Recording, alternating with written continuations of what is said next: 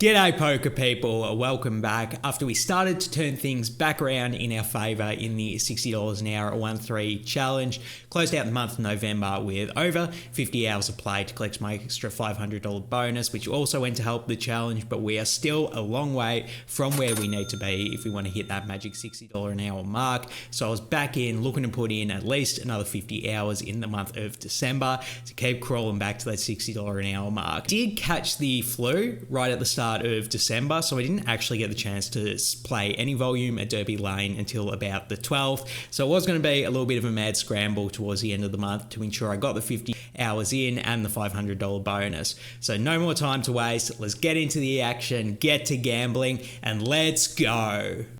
So after finally recovering from the flu, I was ready to get back into some gambling. You know, I missed it with that time off, but hopefully the bed rest will give us the rest we need to play with a clear head and absolutely kick ass in this 1-3 session.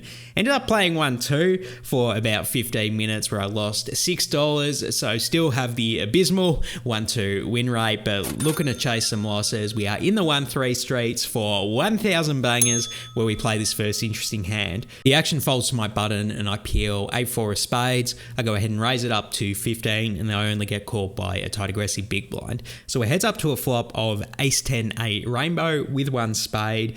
When the villain checks it over to me, I'm definitely going to go ahead and check back on this board, really concerned that the opponent is going to have a zillion ace-x offsuit combinations and just don't want to go ahead and bet into that range. I would rather a hand that's like a lot weaker than bottom pair or a lot stronger than bottom pair. So I check it here, taking a free turn, which is the 9 of spades, giving us a flush draw. The big blind goes ahead and bets 25. Now I think there's nothing to do here but call. Not only does my opponent have plenty of ace-x combinations, a lot of those make two pair, plus not totally impossible, they have queen jack for the straight either, so definitely don't want to try and semi-bluff raise a tight range, so I just call, hoping we get there on the river. Then the river's the 4 of hearts, so we do get there, but it's with two pair. The villain does not stop betting. They go ahead and make it 50. Now I think raising here would be too thin. I think they've got queen jack offsuit pure. They've got pretty much all of the two pairs. All of the two pairs do beat us since we have bottom two. So I would actually prefer folding to raising here, in all honesty. And I am very tempted to make the hero fold, but then I get in my head, if my opponent does have ace king or ace queen, they probably are going to use a larger bet size on the river, figuring that, you know, they've hit their hand after they didn't 3-bet pre-flop. So I think folding would be a bit too tight. So that leaves me with the one option we have left, which is a call. Usually don't like calling in these games, but I do throw it in for this one hand, and then the villain shows me 7-6 of diamonds for the straight. So they are going to cooler us a little bit on this one, and we do lose the first hand on the session. GG.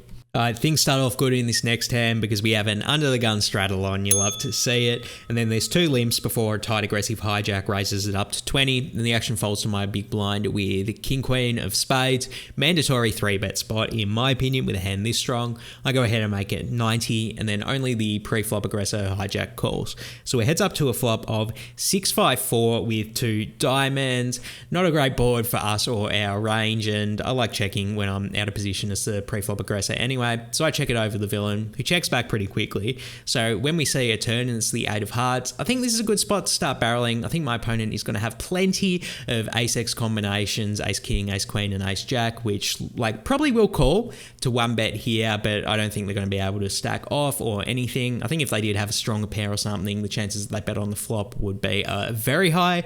So I think their range is going to have a lot of ace-x, and we need to start putting in a bit of aggression to fold them off of it. So I go ahead and make it 100, and then the hijack doesn't think too long before throwing in the call. So it heads up to a river, which is the 10 of hearts. The action's on me here, and I don't think we need to use a large bet or anything to fold my opponent off of ace king or ace queen. So I go ahead and bet 150, just trying to be really efficient with my bet sizing, because if my opponent does have a hand like pocket sevens, I mean, it's a bit less likely since they bet the flop that they have that hand, but I'm just trying to minimize damages in case they do just have a one pair hand, which we're not really trying to bluff them off of. So I go ahead and make it 150, and then hijack pretty much snap folds. So I think we made a good read and we got them off of their ace high. You love to see it.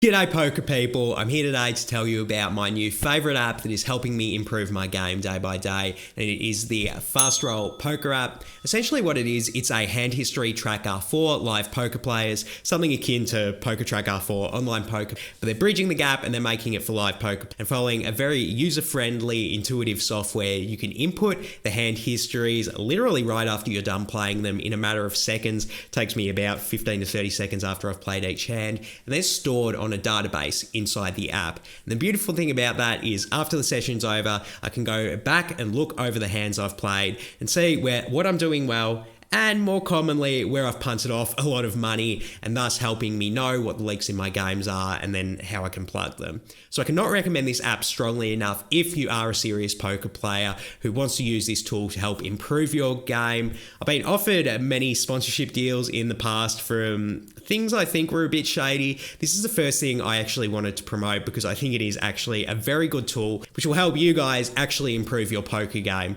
So if you want to try it out, use the code LEEBETS when you purchase an annual subscription and you'll get the first month free. If you don't like it after the first month, you're totally fine to cancel without charge, but I really think you guys are going to love this app and can't recommend it strongly enough. It's a massive tool to help your game. So use the code LEEBETS on an annual subscription and you'll get the first month free. For now though, let's fast roll back into the gambling. So this next hand I think is a super interesting one. We play against one of the better regulars in the 1-3 streets. So let's get into the hand. I actually straddle the button for this hand. Typically I do not like straddling the button, but the two previous villains to me had straddled it, so I just didn't want to be the guy who ended the straddle party. So I threw the button straddle on for this hand, and then we get an open from the aforementioned good regular, goes ahead and raises it up to 25, and then a tight aggressive cutoff calls before the actions on my button with pocket jacks.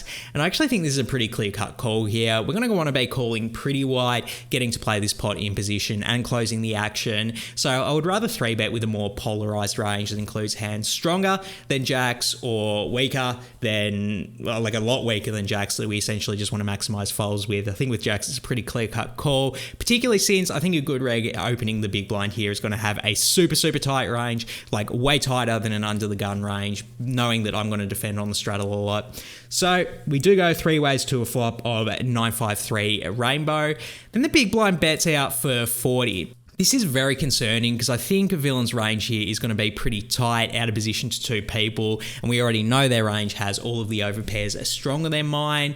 But when the cutoff throws in the call, I do think folding here would be just a bit too tight. I mean, sure, they can have queens plus, but they can also have pocket tens potentially. And even if they were occasionally bluffing with like king queen with a backdoor flush draw, I wouldn't be totally shocked. Although I wouldn't be totally shocked if they did always check those type of hands. But I do decide to throw in the call here, and we are still 3 ways to a turn, which is the 7 of hearts completing the 4-card rainbow. Then the big blind and the cutoff check it over to me, and still very concerned about the big blind having that stronger range, but could also potentially have pocket tens and maybe a bluff that they're just giving up on, in which case I would actually like betting here just because I think the cutoff's range is going to be a bit looser. They're probably going to have some 9x and worse pairs that might hero call. So I do decide to bet 100 here. And then the big blind throws in the call, and already I know what that means. They have an overpair to the board. I mean, maybe I'm lucky and it's pocket tens, but more than likely it is just a bigger overpair. So yeah, pretty concerned I'm behind once they call, and I'm already regretting betting the turn at all. And then the cutoff folds, so we are heads up to a river with the big blind. And the river's a king of clubs. When the villain checks it over to me, I already know their range is super strong, but I get a little bit tempted briefly to go ahead and use an overbet sizing to essentially bluff them off of pocket queens, and this is going to be a scare card for them. But after like maybe 10 seconds of tanking, I come to my senses and realize that's ridiculous. They can still have pocket aces here, they can still have pocket kings here. We should river to set, so it'd just be way too ambitious to try and bluff that range. So I do check it back, fingers crossed that my opponent has pocket tens, and then they show pocket aces. And yep, I am immediately regretful that I had this read that they were super strong and I didn't go with it on an earlier street, because I lost at least $100 more than I needed to, maybe $140 more than I needed to. But yeah, pretty disappointed I lost the maximum here, but it just goes to show I should go with my reads more often because I can make good reads. So in this next hand, we see 2 open limps before I'm in the hijack with ace-jack of diamonds. I ISO it up to 20, and then so much for the isolation, I get 3 different callers. So we are super multi-way to a flop of queen 6 deuce, a rainbow with 1 diamond. When the action checks to me, I am not c-betting into 3 different people with this little equity. I check it, then the button checks as well, so we get a free turn. And I'm glad we do, because it's a 5 of diamonds, giving us a nut flush draw. Once the action checks to me again, I think if any opponent had queen X or stronger, we would have either heard about it when the button probably would have bet it on the flop, or the other 2 players would have bet it on the turn. So I think when we have the equity in the nut flush draw as well, this is a good spot to start semi-bluffing and put my opponent's pairs worse than queen X in tough spots. So I go ahead and make it 30, and then the passive button calls, +1 folds, but then the low jack goes ahead and check raises it to 90. I was pretty surprised to see this bet. I think if my opponent did have a set or they turned 2 pair with 6-5, they probably would have just bet it on the turn. So I immediately get a bit suspicious. Do they have a worse flush draw? Do they have a straight draw? There's plenty of them available here. Are they just attacking what they perceive to be weak ranges by me and the button? All of this is possible, so I don't think I can go anywhere with the nut flush draw just here. Even if my read is wrong, we're actually getting a pretty good price to draw towards the nuts. So I throw in the call and the button folds, which we're pretty happy to see in all honesty. So it heads up to a river, which is the 7 of hearts, and then the low jack thinks for maybe like 15 seconds before checking it over to me. Now I think we have an interesting spot whether we want to bluff or not. I definitely would hate to just check back here and then we lose to 8-7 that was a straight draw that rivered a pair, because I think that hand probably would have folded to a bet. But then I think about it a bit longer. If my opponent did trap with 2 pair or set on the turn, are they capable of trapping again, figuring that I'm just going to have a lot of busted nut flush draws in my range and they're trying to induce bluffs with them? So that kind of discourages me from bluffing. And on top of that, if my opponent did have a worse flush draw than ace high, we are going to beat them most of the time unless they had a 6 or a 7. I actually decide to check back here. Fingers crossed we do realize a little bit of our showdown value with ace high. And then we hear low jack say some amazing words. I have king high, let's go. I show the ace jack and the opponent ends up mucking and we end up scooping in this pot with ace high. You love to see that. This next hand's a really fun one because it just shows how crazy you can go with exploits in these passive live games. So there's 2 open limps before I'm on the button with pocket 8s. I ISO it up to 20 and then literally everyone calls the blinds and the 2 limpers. So we go a total of 5 ways to a flop of 7-4-3 rainbow. Both the blinds check it over to a passive hijack who actually leads out for 60. The cutoff folds and the action's back on me, and I already think this is a pretty sick spot. I absolutely give my villain complete credit for all of the sets on this board, as well as the offsuit combinations of 5-6, and particularly when they choose such a large leading size. On top of that, they're not the only hands I lose to. They could potentially have bigger overpairs in their range, being a passive opponent. So already I'm not liking this spot. Somewhat possible that they're just betting a single 7 for protection type thing, but when they choose this large of a sizing, I'm a bit skeptical their hand even includes that. And even if they do have a 7x, we've still got 2 other players who naturally project it over to the pre-flop aggressor who can potentially have strong hands as well.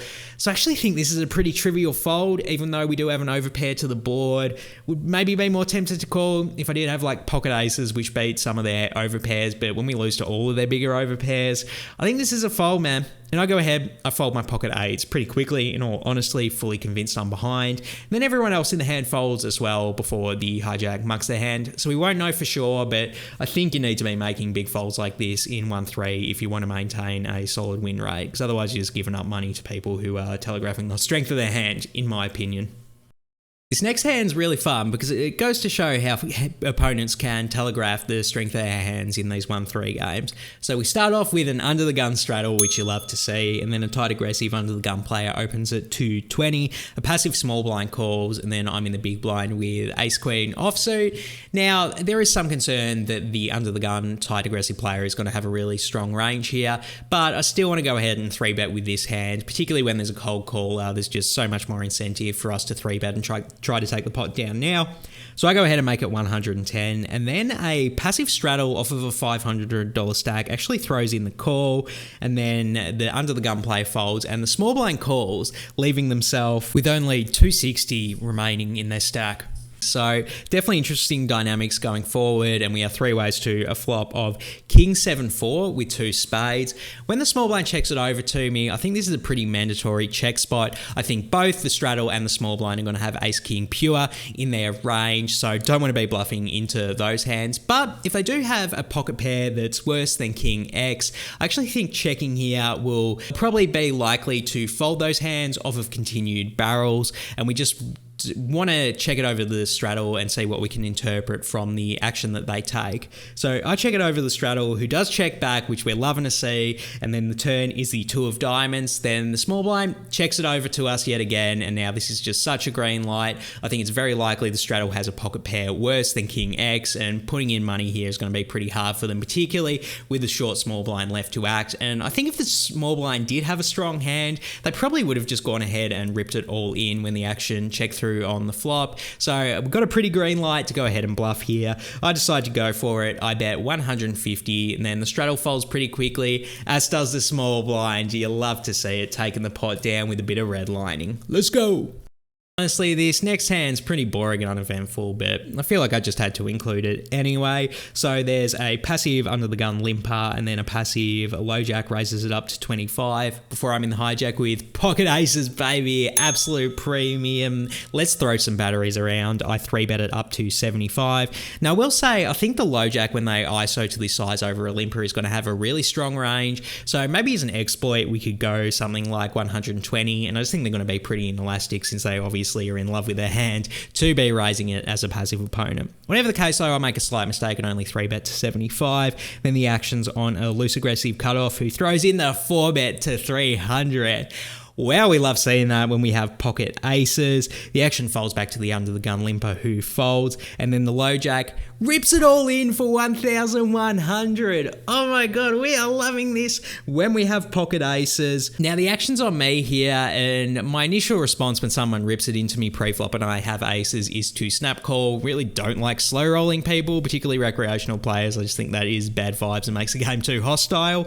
But with the cutoff left to act and them only having 350 behind, I do worry that if we snap call here, that they are going to be discouraged from putting in more money, because they'll just put me on aces and they can make a hero fold even getting such a good price. So I do decide to ask the dealer for a quick count of the chips. I don't make him actually count out all the chips. That kind of would be an asshole move, but he just sort of like counts down some of the chips, and then I give him like, oh, okay, I can tell what it is. And then after maybe 15 seconds of tanking, I do decide to put in the call, and then the cutoff calls pretty quickly. I table my aces straight away, and then the low jack was like, what were you thinking about folding? And I'm like, nah, I'm sorry for tanking so long. I just wanted to make sure the cutoff came in and didn't fold. And it worked apparently, because the cutoff shows pocket queens, so absolutely cool of them. And then the low jack shows pocket kings. Oh my god, what a sick cooler. Aces versus kings versus queens. We are playing a three-way all-in pot. We have a main pot of just under 2,000, a side pot of about 900, and we have both opponents beat with our hand. Of course, we do not want to see any paint on these flops. Let's get off to the flops, and let's see if we can hold. The flop is 984. We are loving that. We're still ahead with our pocket aces. The turn is the 9 of diamonds, absolutely beautiful. No paint on the river, and we are going to scoop. And the river is the 8 of diamonds. Let's go. We scoop both pots, a total of over 2,800 in a 1-3 game. You are absolutely lusting to see that, particularly since we had to bounce back from the downswing in the previous month. And I think after this absolute luck box of a hand, we're doing a good job of bouncing back. Let's freaking go. So after we stacked 2 players in that game, the game was shorthanded. One of the players did sell me money and I gave them cash, but he immediately got stacked in the first hand after he rebought. And after that, he didn't rebuy again, and people started to leave the game. Might have broken the game a bit with that pre-flop cooler there, but we still do manage to find one more interesting hand before the game does break. And there's 5 open limps, which is literally everyone in the game limping before the action's on my big blind with Queen 10 of diamonds. I do briefly consider just checking here, but I think there's way more EV in raising. I think a bunch of the players are limping in with absolute nonsense that will not call any reasonable sized bet. So I decided to go for kind of a semi-bluff here. I go ahead and make it 40, and then I only get called by a passive low jack. So we are heads up to a flop of ace, ace 4, rainbow, out of position to an opponent who has a lot of ace x offsuit combinations in their range. Do not want to be stabbing at this flop, so I just check it over to them. Then they check back, and I'm glad we got a free turn because it's the 10 of spades. Let's go. We do make what is kind of top pair-ish here. Definitely want to go ahead and mix in a bet now. If my opponent has a 10x combination, chances are it's a worse one. And maybe some of their pocket pairs, like pocket 5s and pocket 6s that checked on the flop, will probably call on this turn, particularly if I don't go too big or anything. So I decide to size it to 30, and then the low jack calls. So we love that we're getting a bit of value here, and we heads up to a river, which is the 7 of clubs. Now this card might be a little bit scary if my opponent does have like pocket 5s or they check to 4 on the flop. So I can't go too large with the sizing or anything, particularly since it's not totally impossible that my opponent did check ace x on the flop, hoping that I would catch up, for example. So I decided to go really small with the bet here. I make it 40, and the low jack is in the tank probably like 15 seconds before throwing in the call. We love to see that. I show my hand, and then the villain shows 10-9 of clubs. So maybe we could have got a bit more value if I knew my opponent had a worse 10x, but I think in the long run, this play will make the most EV. Let's go. So shortly after that hand, 2 more people ended up leaving the game, and we were playing 4-handed, and there were 3 seats open at the other table, and so I just decided to leave and let the other 3 people take a seat. Maybe a bit of bad psychology, leaving when I am on a big heater and my confidence was probably high, but I don't know, maybe a bit of just leaving because I had a big win and wanted to lock things up after the downswing. So got to take accountability for that. Maybe should duck my gameplay grade just a little bit for being a bit of a hit and runner here. But whatever the case, we did still get in a total of 5 hours and 40 minutes of play. And even though I didn't like me leaving super early, overall I was still very happy with the decisions I made in hands today. And I'm going to give myself an A grade for the performance.